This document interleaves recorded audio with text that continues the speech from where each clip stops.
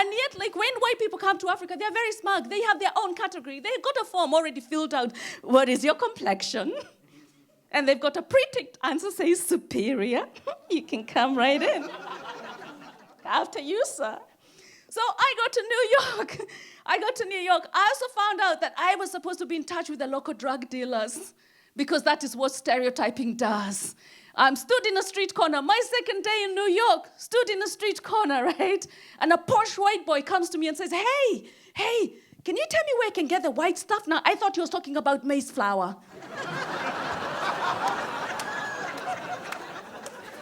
And I said, oh my God, yes, I can get you some for free.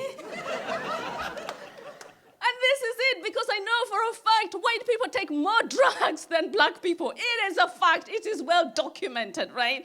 And ironically, it was a posh white boy that introduced me to drugs. His name was Guy.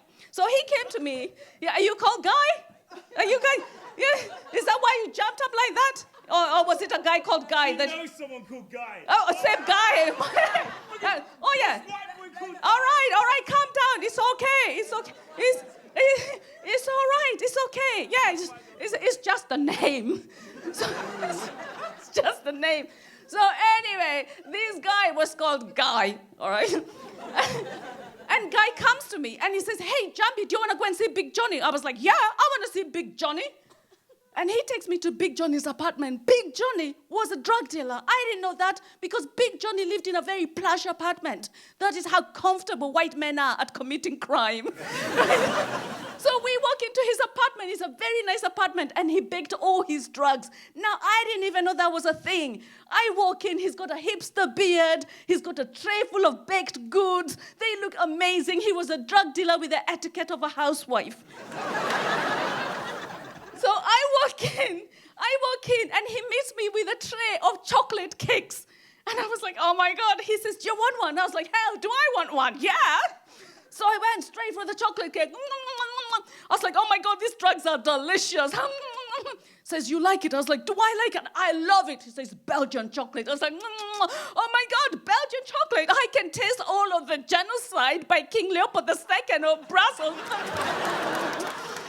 That is the secret ingredient in Belgian chocolate.